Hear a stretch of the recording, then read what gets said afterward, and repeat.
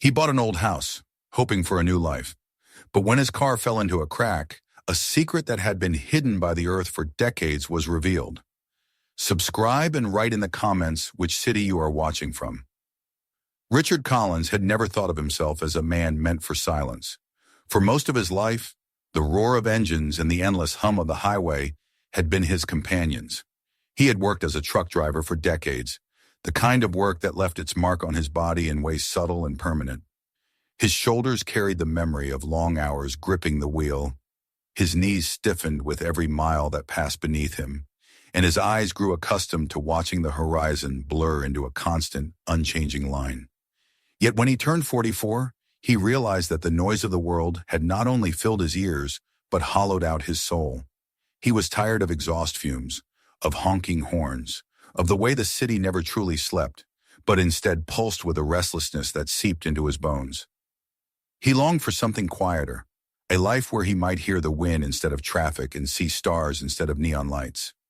That longing became an ache he could not ignore. In the months before he left the city, Richard began spending more evenings in his small apartment, staring out of a window that overlooked a brick wall. He had grown used to the smell of grease on his hands, to the ache in his back after unloading shipments. But what he could not tolerate any longer was the sense that each day was only a copy of the last.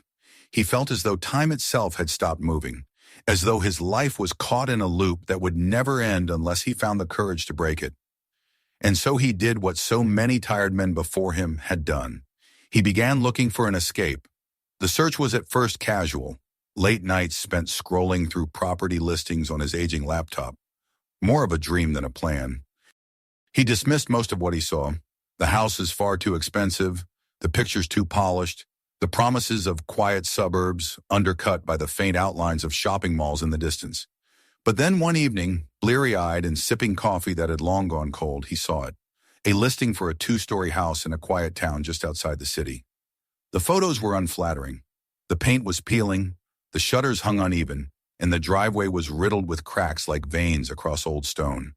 Yet there was something in those images that drew him in. The house looked tired, yes, but it also looked honest. It stood without pretension, a place that had seen years pass and had weathered them with a kind of weary dignity. For Richard, it was not ruin, but possibility. When he arranged to visit the property, he noticed almost immediately that the seller seemed desperate. The man was elderly, his hair a wiry gray, his movements quick and impatient. He handled the paperwork as though it burned his hands, flipping through pages too fast, pressing Richard for signatures, avoiding eye contact whenever questions about the history of the house arose. The more Richard tried to engage him, the more the man pulled away, until the air between them was thick with the sense of a conversation deliberately avoided. But Richard, with his heart set on escape, brushed aside the unease. He told himself the man was simply eager to leave, perhaps to move closer to family or to seek out warmer weather in his final years. It was not Richard's concern why the price was so low, only that it was. The day he signed the papers, clutching the keys in his hand, he felt lighter than he had in decades. As he drove out of the city for the last time, the skyline fading behind him, he whispered a silent farewell to the life he had known. He told himself that ahead of him lay something different, something better. He wanted to believe it with every fiber of his being. Moving in was not glamorous. The house smelled of dust the moment he opened the door, the kind of dust that clung to the air after years of being left alone. Cobwebs lingered in corners, and every step across the wooden floor stirred particles into the light. Yet Richard felt something else too. Pride. Each box he carried up the porch steps, each nail he hammered into place, was a declaration that this was his. He scrubbed the kitchen counters until the faded surface shone, replaced broken panes of glass with his calloused hands, and hauled out the remnants of furniture left behind by previous owners. His muscles ached. Sweat stained his shirt. But the pain was different here, earned in service to his own future, rather than someone else's demands. In the evenings, when the air cooled and the light slanted gold across the overgrown garden, Richard would sit on the porch with a mug of coffee and feel, for the first time in years, that he belonged somewhere. The silence of the suburb was not absolute. He still heard the wind through the trees, the distant bark of a dog, the faint chirp of insects, but compared to the city, it was a balm. He thought perhaps this was what peace felt like, though he had not recognized it before. He told himself that the house needed him, that he was restoring its dignity, and in return it was giving him a kind of comfort he had not thought possible.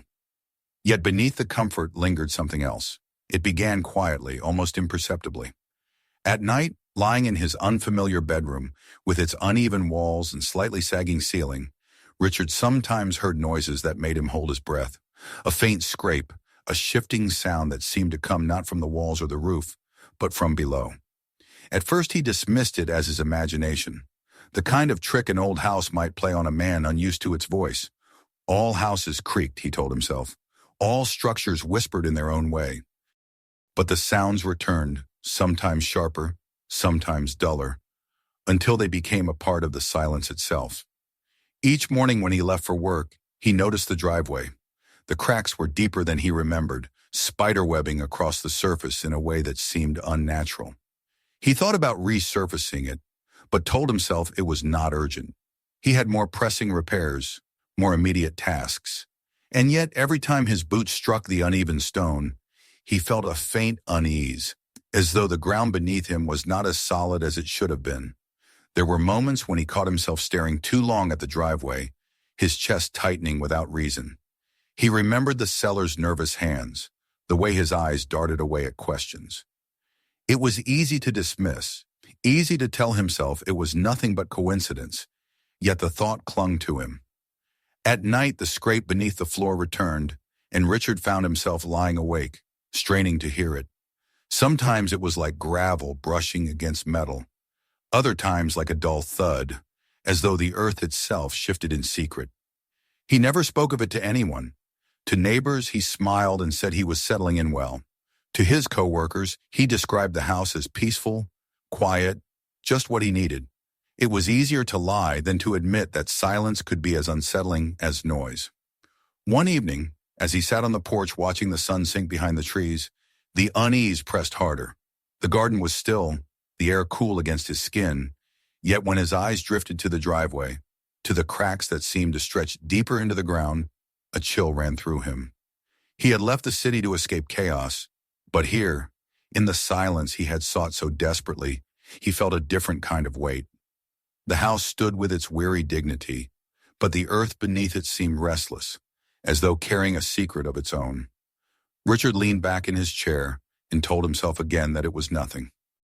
But as the darkness deepened and the first stars emerged, he could not shake the feeling that the house had been waiting for him. And somewhere beneath the cracked stones of the driveway, something else was waiting too. The silence of the house lingered with Richard as he rose before dawn, the same silence that had once seemed like a gift, but now pressed against him like a weight. He moved through the kitchen in the half-light, his body still heavy with sleep. The floorboards creaked under his steps, the faint groan of old wood sounding louder in the quiet. He poured himself a cup of coffee and stood by the window, staring out at the damp grass in the driveway beyond. The cracks stretched across it like veins etched deeper into tired skin, each day more pronounced, each day harder to ignore. He told himself he would fix it soon, resurface it once he had gathered the money and time, but in truth he felt something more than procrastination in his hesitation. It was as though disturbing the driveway meant disturbing something else, something he was not ready to face. That morning felt no different from the others. The sky was pale gray, the air still cool with the remnants of night, and the world around him seemed to be holding its breath. He packed a small bag, grabbed his thermos, and walked out to his old pickup truck parked at the edge of the cracked pavement. The truck was more than just a vehicle to him.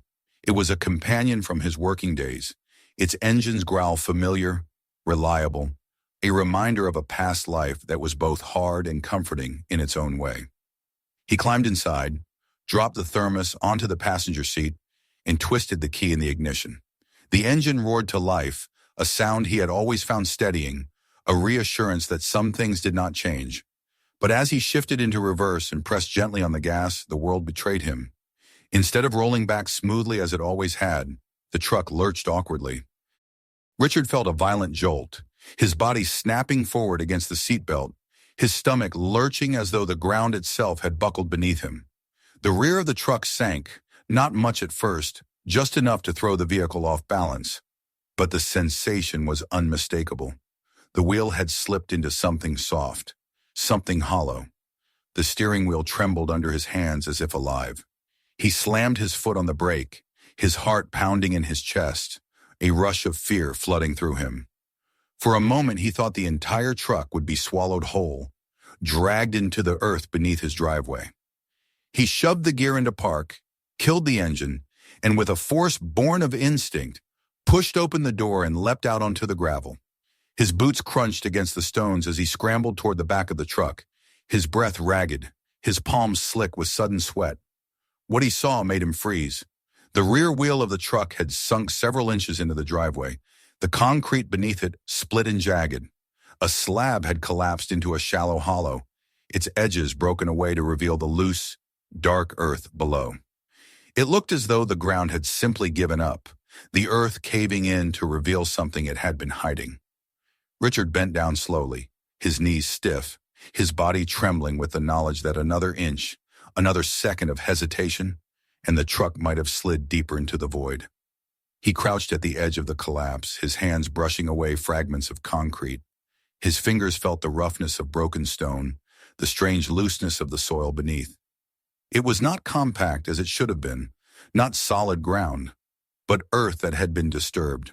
And there in the gap, as his eyes adjusted to the shadows, he saw it. A faint glimmer of light caught his eye, bouncing off something beneath the surface. He leaned closer, his breath tight in his throat, and saw the unmistakable sheen of metal.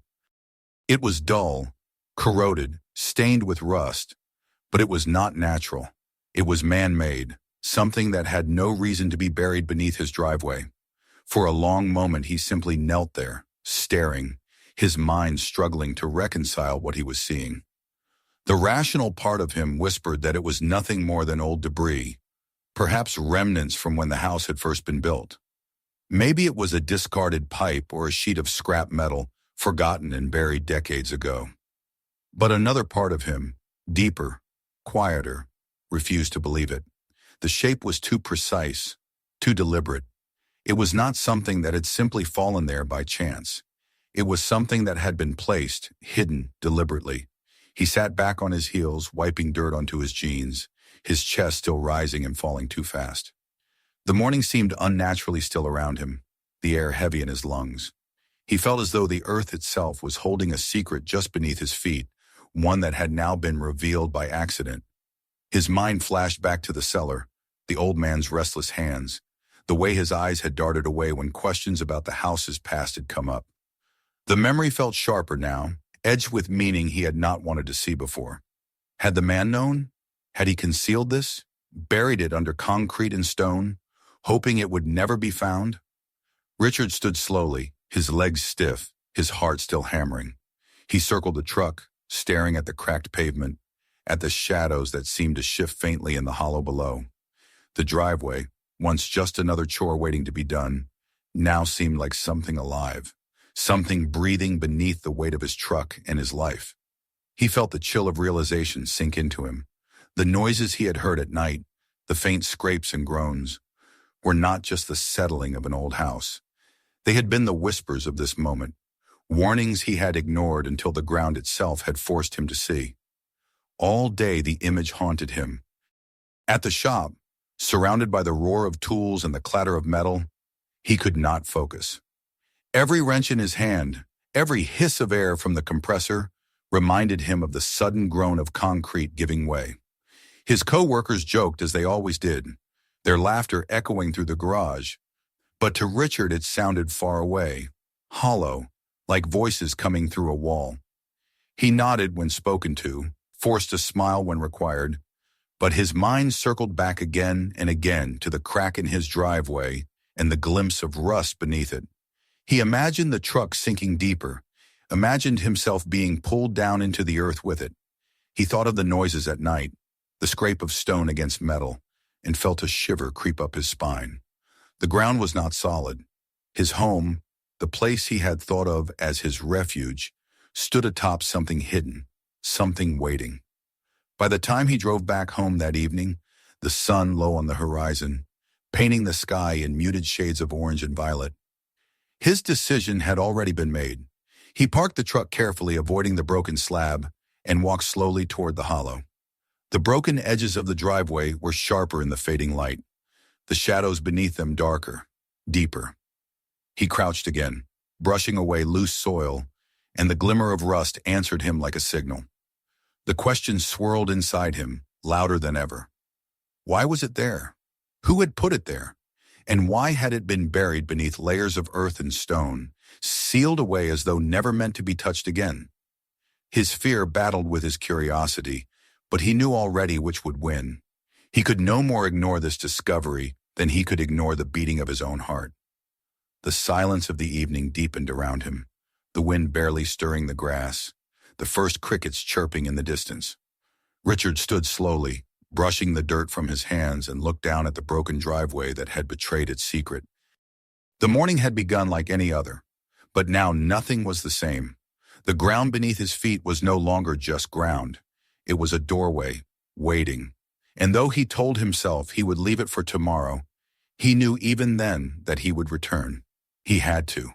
The broken slab of the driveway and the glimpse of rust beneath it refused to leave Richard's mind.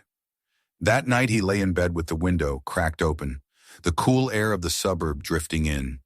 Yet he felt as though the air itself pressed down on him, heavy and suffocating. Sleep came in fragments, broken by sudden awakenings in which he was certain he had heard the scrape again, the faint shift of earth and stone below. Each time he opened his eyes, the darkness of the room seemed deeper than before, as though the very walls waited for him to acknowledge what he had seen that morning. When dawn finally came, pale and gray, he rose with the resolve of a man who could no longer pretend. All day at the shop, his hands worked without thought. He tightened bolts, wiped grease from his palms, and nodded at conversation, but his mind remained elsewhere. Every clang of metal reminded him of the groan the driveway had given before it split. The more he tried to ignore it, the sharper the memory became, until he felt as though the sound itself had followed him. By the time the sun began to sink, he had decided there was no use resisting. He would return to the hollow and see it for what it was. Only then might the questions that gnawed at him relent, if only for a moment. He gathered what he thought he might need: a flashlight, a crowbar, a trowel from the shed, and a pair of heavy gloves. The tools felt almost comically inadequate for the weight of what he imagined he might find, yet they gave him the comfort of preparation. As the evening deepened and the yard fell quiet, Richard approached the broken section of the driveway. The jagged edges of the collapsed slab looked sharper now in the fading light, the soil beneath darker, as though the earth itself was bruised. He crouched low, brushed away the loose gravel, and set to work. The trowel cut through the soil with a dull scrape. The earth gave way more easily than it should have, clumping into his gloved hands, damp and loose as though it had been disturbed long ago. He dug slowly, methodically, his breath loud in his ears, the silence of the yard otherwise unbroken. Each handful of soil revealed more of the rusted surface, a flat plane of metal that stretched farther than he expected. He traced the edge with his fingers, feeling the roughness of corrosion, the outline too precise to be natural. This was no scrap. It was a structure. His pulse quickened as he dug deeper, exposing a sharp corner where the rusted plane turned at a perfect angle. With each layer of soil removed, the truth pressed harder against him. This had been built, placed deliberately beneath the earth, then buried under concrete, as if never meant to be seen again. When at last the outline of a rectangle emerged, unmistakable even through rust and grime, Richard sat back on his heels, his heart hammering. It was a hatch. The sight of it filled him with conflicting emotions: fear, excitement, dread, curiosity. He wiped sweat from his brow, though the evening air had cooled, and reached out to run his fingers over what appeared to be a handle, fused to the surface by decades of corrosion. For a long moment he simply touched it, as though trying to feel its memory. Then with a deep breath, he wedged the crowbar beneath the edge and leaned his weight into it. The metal groaned in protest, a sound so deep and heavy it seemed to rise from the ground itself. Rust flaked away, the hinges resisting until at last, With a shuddering crack, the hatch shifted. Richard stumbled back instinctively as a rush of air escaped from the opening. It was cold, damp, and carried with it the unmistakable scent of earth that had been sealed for years. The smell was sharp, mineral, tinged with something metallic and faintly sour, the scent of time itself. He crouched again, his flashlight trembling slightly in his grip, and shone the beam into the darkness below. The light caught the top of a ladder descending into shadows.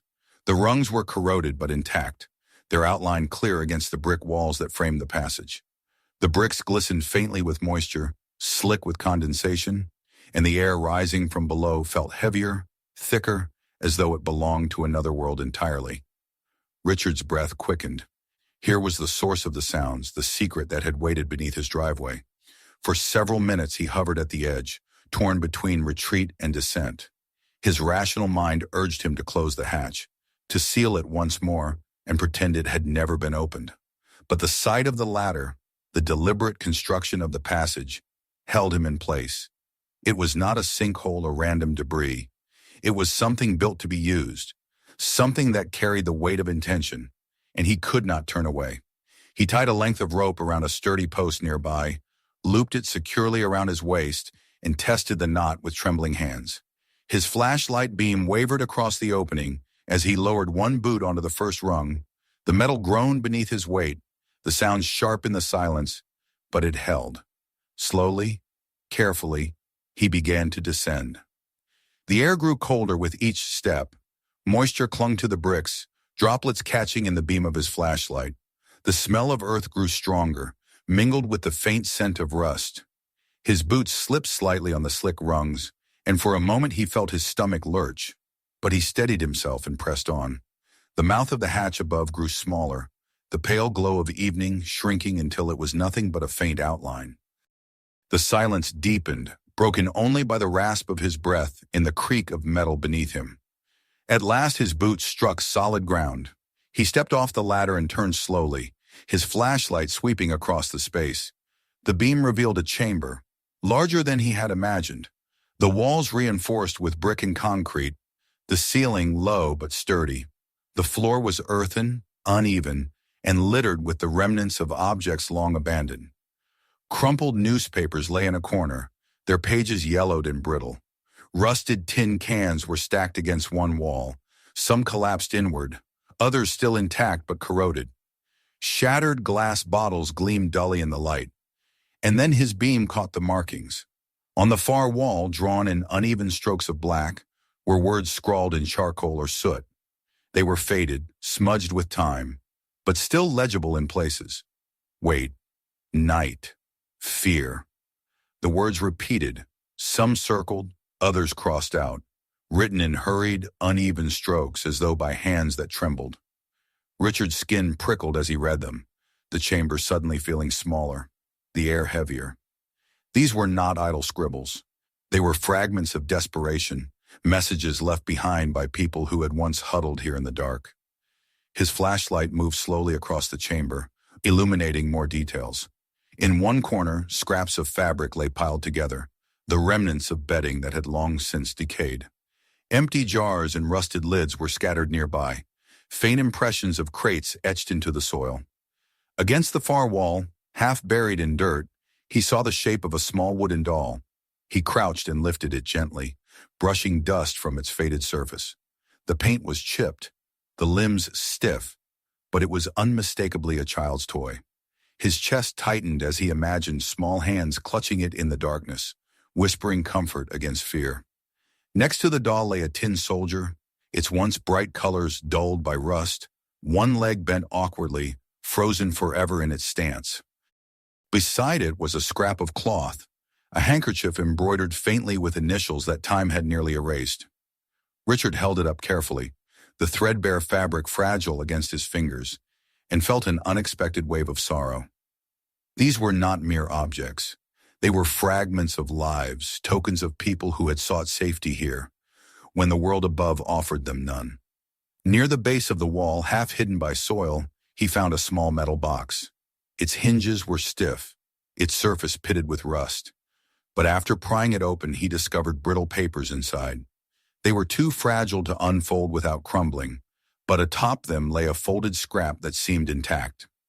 Richard unfolded it slowly, his hands steady despite the tremor in his chest. It was a diary page, the ink faded but legible. The words spoke of sirens, of hurried descents into the earth, of children crying in the dark. Later lines spoke of exclusion, of being told that the official shelters were not for them, that they must make do elsewhere. The bitterness in the handwriting was palpable even after all these years, the words etched with pain. Richard sank onto the earthen floor, the page trembling in his hand. He imagined the people who had written these words, families who had dug and built and hidden themselves away because the world above had denied them safety. The chamber around him no longer felt empty.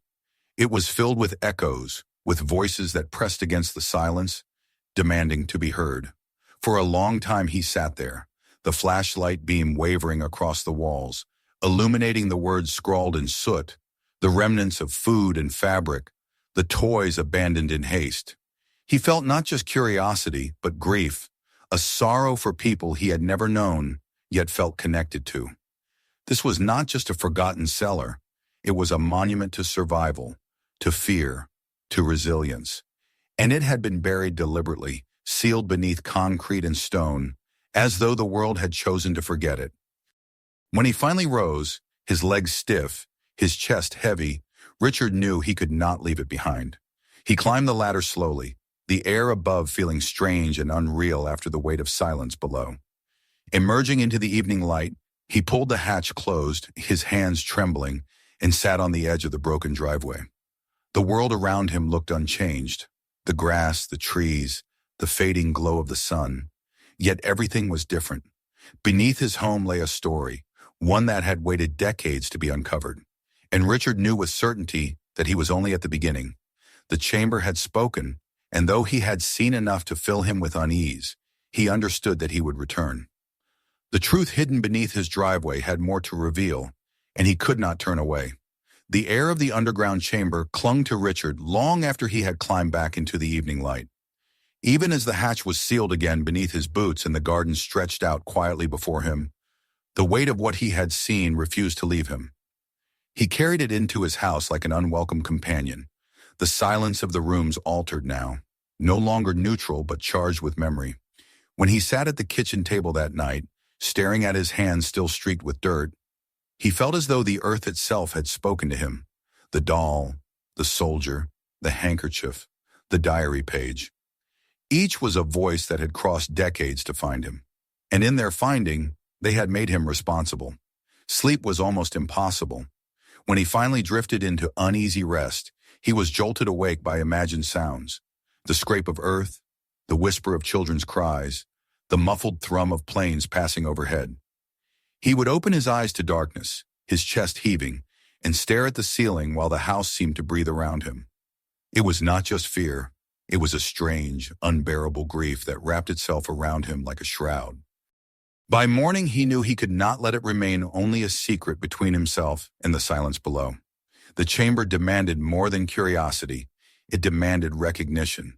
He began with the library, a squat building in the center of town, where the smell of old paper hung in the air like a second skin. He asked about archives, and the librarian, polite but distracted, directed him to the back rooms where bound volumes of newspapers and records lay stacked in dust. Richard spent hours there, flipping through brittle pages, his eyes straining over faded ink. He searched for references to shelters, to war years, to hidden places where people might have gone. What he found instead was a silence of another kind. The headlines praised the resilience of the town, spoke proudly of ration lines and volunteer efforts, and carried stories of families crowding into government shelters. But for those who looked like the ones he imagined in the chamber, there was nothing. No mention of laborers brought in to work the factories, no acknowledgement of their families who had lived on the margins. It was as if they had never existed. At last he found a small clipping from 1942, tucked between announcements of church gatherings and victory gardens. It referred briefly to a temporary settlement of workers on the edge of town, their presence described in passing, their humanity reduced to numbers. That was all. Richard copied the words into his notebook, his hand tight around the pen, anger and sorrow rising together. Those families had lived here, had built, had endured, and when danger came from above, they had been forced to build their own safety beneath the earth. The chamber beneath his driveway was no accident. It was proof of their resilience and of the world's refusal to acknowledge it. Determined to know more, he sought out the oldest residents of town. He knocked on doors with a politeness that masked his urgency, explaining that he was learning about the history of his property. Most shook their heads, some looked away. Others told him vaguely that the past was the past. But one woman, her hair silver, her eyes sharp with the clarity of age, leaned on her cane and studied him before speaking. She remembered, she said, the families who had lived at the edge of town. She remembered barefoot children playing in the dirt, women scrubbing clothes in shared tubs, men returning tired from factories.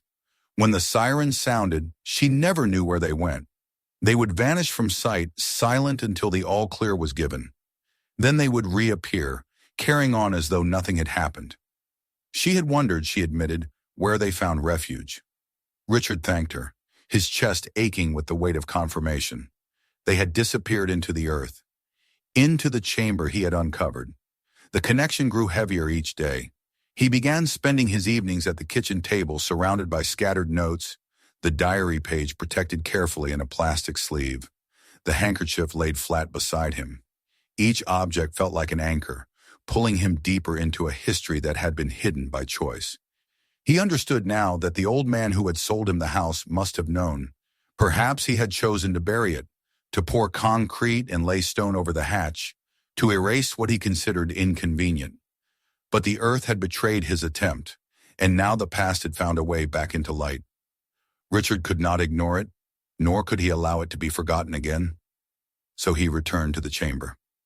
Night after night, he descended the rusted ladder with tools in hand, clearing rubble, brushing away dirt, making the place safe enough for others to see. He treated each object he found with reverence, setting them on a sturdy table he brought down, arranging them like relics. The doll, the soldier, the necklace he discovered behind a loose brick, the diary fragments, they became pieces of a story that had waited decades to be told. The more he worked, the more the chamber transformed from a hidden refuge to a memorial. The silence grew less suffocating and more solemn, filled not with dread but with presence. Word of his discovery began to spread. A reporter from the local paper arrived, notebook in hand, eyes widening as Richard guided her down the ladder. She listened, wide-eyed as he described what he had found, her pen scratching furiously. A week later, the story appeared on the front page, the headline proclaiming the discovery of a forgotten wartime shelter beneath a suburban home.